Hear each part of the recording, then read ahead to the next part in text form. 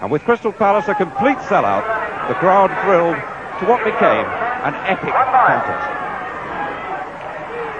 Steve Ovett right on the outside showed signs of the old power last week in Italy when he got that world 1500 metres record back. He's very, very strong indeed at the moment. As Rob Harrison, number 15, I think you might see him in front on these first two laps.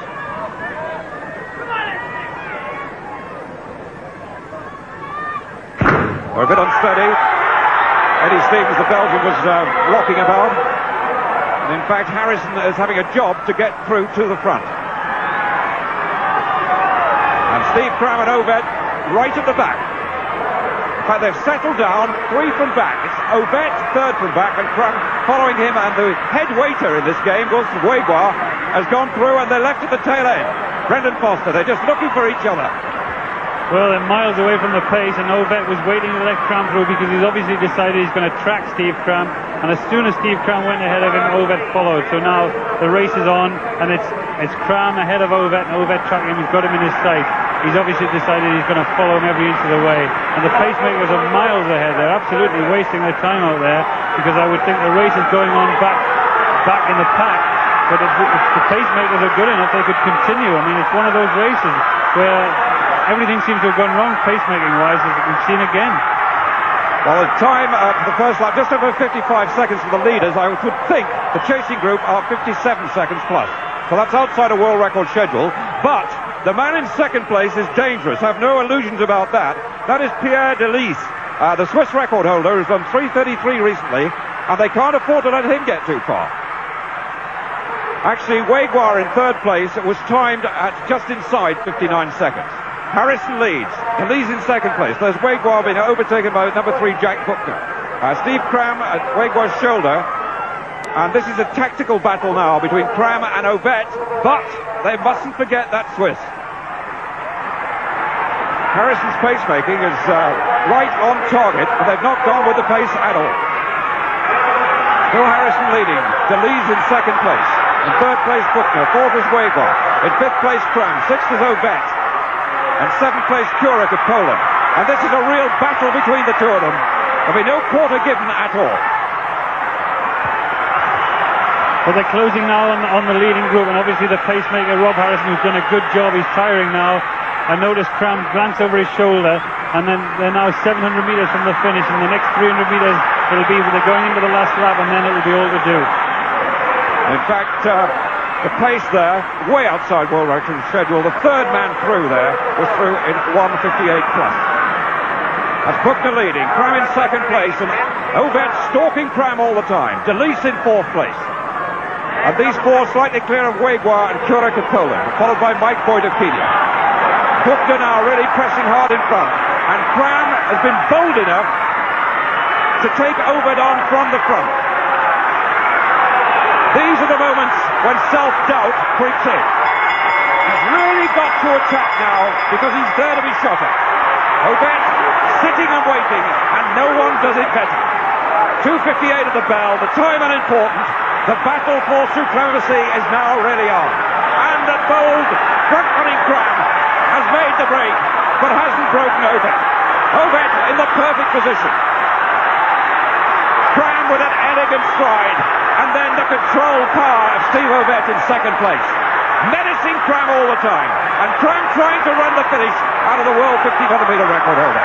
Ovett showing signs of pain, but Cram hasn't got away. What has Ovett got left?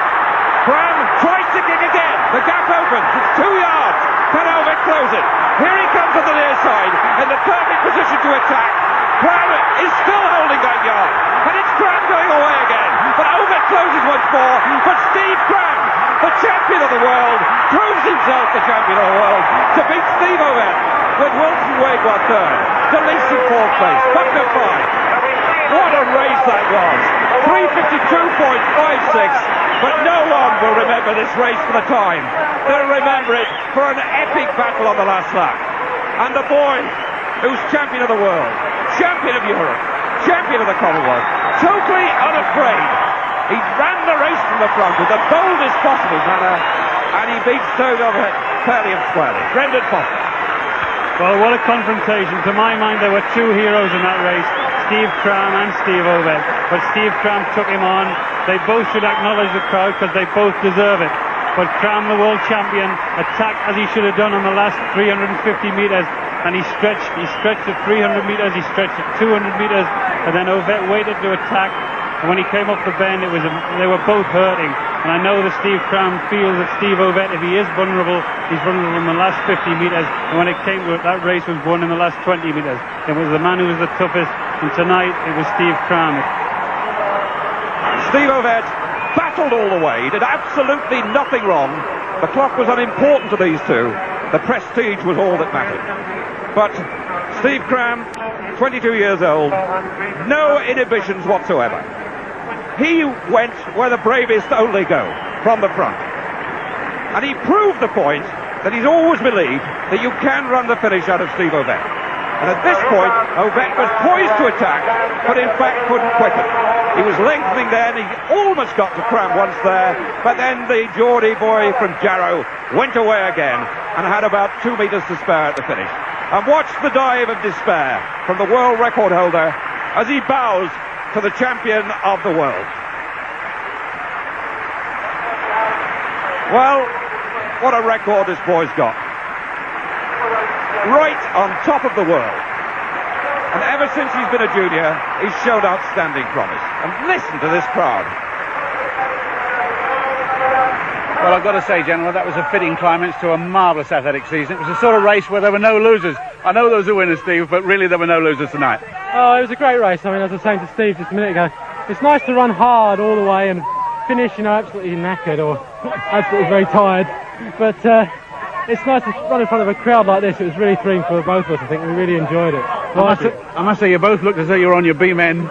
I think so. I think we were both, legs had gone a little bit and we were leaning for the line. But I was dipping at 200 metres. As Steve says, that's how it should be. A good hard race between two competitors and forget about world records and things like that. It was good. Yeah, I mean, the press built it up as the clash of the year, but really you've both had long seasons. Yeah. I really felt that it was the one that the crowd were looking for because the time became relatively unimportant, didn't it?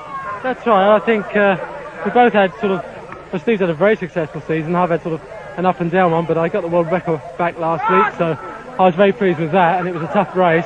And I think we both were hoping for easy races tonight, I think, but the way it turned out, I think really we can't complain, because if we'd have had easy races and won, I think the crowd would have been disappointed that we didn't get together.